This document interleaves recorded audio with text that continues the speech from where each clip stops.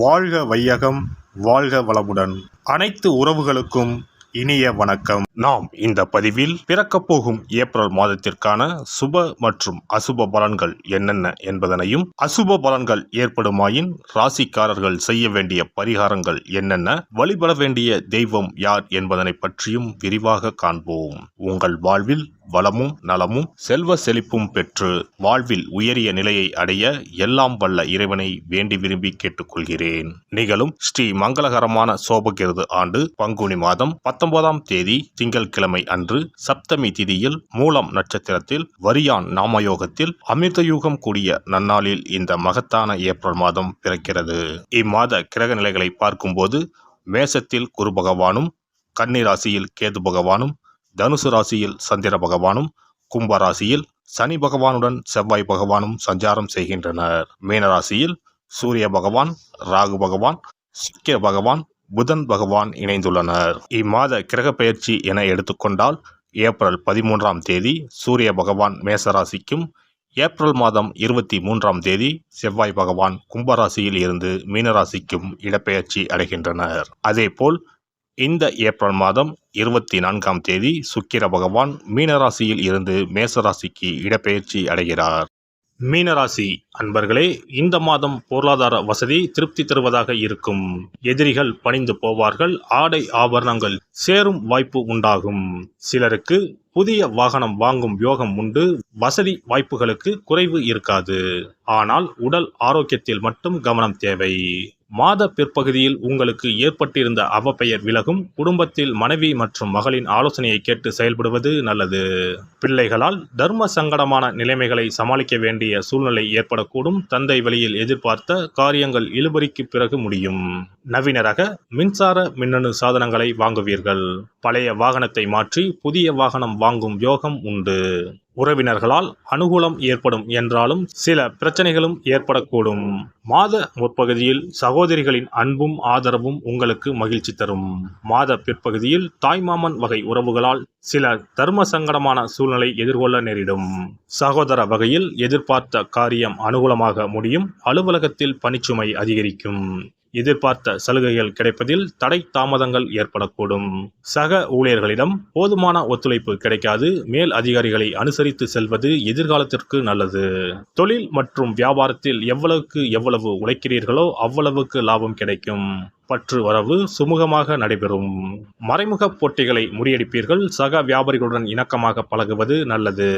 குடும்பத்தை நிர்வகிக்கும் பெண்களுக்கு சற்று சிரமம் தரும் மாதமாக இருக்கும். ஆனாலும் பெரிய அளவில் பாதிப்பு எதுவும் இருக்காது.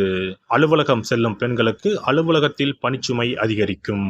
கலைத்துறையினருக்கு கொடுக்கல் வாங்கலில் இருந்த பிரச்சனைகள் தீரும். நீண்ட நாளாக இருந்த கஷ்டங்கள் நீங்கும். எதையும் செய்து முடிக்கும் சாமர்த்தியம் உண்டாகும். அரசாங்கம் மூலம் லாபம் ஏற்படும். வெளியூர் அல்லது வெளிநாட்டு பயணம் சாதகமாக இருக்கும். அரசியல் துறையினர் வாக்கு வன்மையால் எதையும் சாதித்துக் கொள்வீர்கள். புதிய பதவி, புதிய பொறுப்புகள் ஏற்படலாம். மேலிடம் கொடுத்த வேலையை செய்து முடித்து அவர்களின் நன்மதிப்புக்கு ஆளாவீர்கள். மாணவர்கள் புத்தி சாதுரியத்துடன் நடந்து கொண்டு மற்றவர்களின் பாராட்டை பெறுவீர்கள். கல்வியில் மேன்மை உண்டாகும். நட்சத்திர பலன்கள். பூரட்டாதி 4ஆம் பாதம். இந்த மாதம் விரும்பியது கிடைக்க கூடுதல் முயற்சி தேவை. பண வரத்து அதிகரிக்கும். பயணம் மூலம் லாபம் கிடைக்க பெறுவீர்கள். புதிய நபர்கள் நட்பு உண்டாகும். வாகனம் மூலம் லாபம் வரும். அரசாங்கம் தொடர்பான காரியங்களில் சாதகமான பலன் கிடைக்கும். உத்திரட்டாதி நட்சத்திரம். இந்த மாதம் பல விதத்திலும் புகழ் கூடும். மற்றவர்கள் பிரச்சனைகளில் வாதாடி வெற்றி பெறுவீர்கள். தொழில் வியாபாரத்தில் இருந்த போட்டிகள் விலகும். பழைய பாக்கிகள் வசூலாகும். வியாபாரம் விரிவாக்க செய்ய தேவையான பண உதவி கிடைக்க பெறுவீர்கள்.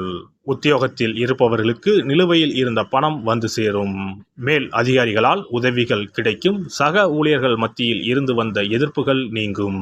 ரேவதி நட்சத்திரம். இந்த மாதம் குடும்பத்தில் மகிழ்ச்சி நிலவும். உறவினர்கள் வருகை இருக்கும். திருமணம் போன்ற சுபகாரியம் நடக்கும். நிலம், வீடு மூலம் லாபம் கிடைக்கும். கணவன் மனைவிக்கு இடையே நெருக்கம் அதிகரிக்கும். சுவையான உணவுகள் கிடைக்கும். மனோபலம் கூடும். வியாழக்கிழமையில் முல்லை மலர் சாற்றி தட்சிணாமூர்த்தியை வழிபடுவது கடன் பிரச்சனையை தீர்க்கும். செல்வம் சேரும். சிறப்பு பரிகாரம். கடன் சீக்கிரம் அடைபட செவ்வாய்க்கிழமை இந்த எளிய பரிகாரம் செய்யுங்கள். முருகப்பெருமான், உடனே ஓடி வந்து உதவுவார். செவ்வாய்க்கிழமை அன்று சில எளிய பரிகாரங்களை செய்வதால் விரைவில் கடனை அடைத்து விடலாம் என நம்பப்பட்டு வருகிறது. செவ்வாய்க்கிழமையின் சிறப்புகள் பற்றி காண்போம். எவ்வளவு சம்பாதித்தாலும் வரவும் செலவும் சிலருக்கு சரியாக இருக்கும். சேமிப்பு என்பது உப்புக்கும் இருக்காது. ஆனால் சிலருக்கு வரவை மீறியும் அதிக செலவுகள் ஏற்பட்டு கடன் போன்ற பிரச்சனைகள் வந்துவிடும். இதனால் நிம்மதியாக வாழ முடியாமல் திணறுவர். இந்த மாதிரியான பிரச்சனைகளுக்கு தீர்வுகளை முருகப்பெருமான் அருள்வார். அவருடைய வழிபாட்டிற்கு ஏற்ற தினம் செவ்வாய்க்கிழமை. செவ்வாய்க்கிழமை அன்றைய நாளில் கடன் பிரச்சனைகள், பணி தொடர்பான பிரச்சனைகளை நினைத்து முருகனை வழிபடலாம். செவ்வாய்க்கிழமை அன்று நல்ல செயல்களை தொடங்க ஏற்ற நாள் இல்லை என்பது பாரம்பரியமாக நம்பப்பட்டு வருகிறது. ஆனால் செவ்வாய்க்கிழமை ராகு காலத்தில் செய்யப்படும் வழிபாடு பூஜைகளுக்கு ஆற்றல் அதிகம் என்பது ஐதீகம். செவ்வாய்க்கிழமை அன்று வரும் ராகு காலத்தில் அம்மன் துர்க்கைக்கு எலுமிச்சை தீபம் ஏற்றி வழிபாடு செய்தால் திருமண தடை விலகும். எப்பேற்பட்ட பிரச்சனையாக இருந்தாலும் உடனடியாக தீரும் என்பது ஐதீகம். அதே போலவே துர்க்கை அம்மனுக்கு ராகு காலத்தில் எலுமிச்சை மாலை போட்டு வழிபாடு செய்தால் நல்ல வேலை கிடைக்கும், நம்முடைய கடன் பிரச்சனைகள் தீரும் என ஆன்மீக பெரியோர் கூறுகின்றனர். செவ்வாய்க்கிழமை அன்று செய்ய வேண்டிய பரிகாரங்கள். எவ்வளவு அடைத்தாலும் தீராத கடன் சுமை இருப்போர் செவ்வாய்க்கிழமை அன்று வீட்டில் ஒரு எளிய பரிகாரத்தை செய்தால் அவர்களுடைய மொத்த கடனும் அடைவதற்கான வழிகள் கிடைக்கும். செவ்வாய்க்கிழமையில் வருகின்ற செவ்வாய் ஹோரையில் இந்த வழிபாட்டை செய்ய வேண்டும். அந்த ஒரே நாளில் 3 வகையான பரிகாரங்களையும் செய்தால் மட்டுமே முழு பலனையும் பெறலாம். முதல் செவ்வாய் ஹோரை. செவ்வாய்க்கிழமை அன்று காலை 6 மணி முதல் 7 மணி வரையிலும் செவ்வாய் ஹோரை இருக்கிறது. அப்போது பாசிப்பயிறு அல்லது பச்சை பயிறு ஆகியவற்றில் ஏதேனும் ஒன்று வெல்லம் போட்டு பாயாசம் செய்து பூஜை அறையில் சுவாமிக்கு படைக்க வேண்டும். வீட்டு பூஜை அறையில் விளக்கேற்றி எங்களுடைய வீட்டின் கடன் சுமைகள் விரைவில் அடைபடுவதற்கான வழிவாய்ப்பை எங்களுக்கு கண்முன்னே காட்டுங்கள் என குலதெய்வம், இஷ்ட தெய்வம் எல்லோரிடமும் பிரார்த்தனை செய்ய வேண்டும்.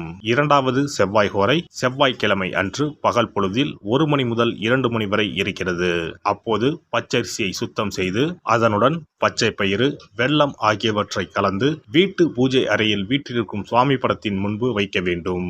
பின்னர் நாங்கள் கோமாதாவிற்கு செய்யும் இந்த தானத்தை ஏற்று எங்களுடைய கடன் சுமை குறைந்து நிம்மதியான வாழ்க்கை கிடைக்க 30 முக்கோடி தேவர்களும் அருள் புரிய வேண்டிக் கொள்கிறோம் என மனதினுள் பிரார்த்தனை செய்ய வேண்டும்.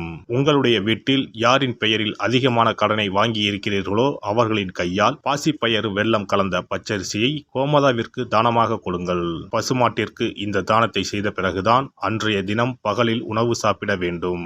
ஒருவேளை நீங்கள் பணிக்கு செல்பவராக இருந்தால் காலையில் இதையெல்லாம் தயார் செய்து கையில் எடுத்துக்கொண்டு சென்று விடுங்கள்.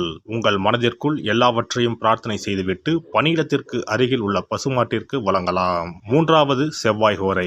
மூன்றாம் செவ்வாய் ஹோரை செவ்வாய்க்கிழமை அன்று மாலை 6 மணிக்கு மேல் வரும். அப்போது உங்கள் வீட்டு பூஜை அறையில் ஒரு நெய் தீபத்தை ஏற்றுங்கள்.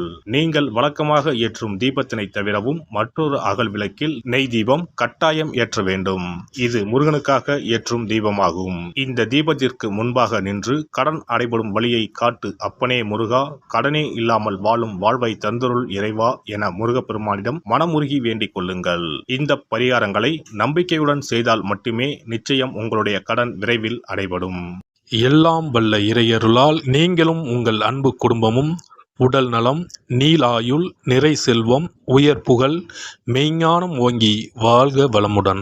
இந்த வீடியோ பதிவு உங்களுக்கு பிடித்திருந்தால் லைக் பண்ணுங்க, கமெண்ட் பண்ணுங்க, ஷேர் பண்ணுங்க, மறக்காம சப்ஸ்கிரைப் பண்ணுங்க, பக்கத்துல இருக்கிற பெல் பட்டனை கிளிக் பண்ணுங்க. நன்றி, வணக்கம். ஓம் நமச்சிவாய. சிவாய நம.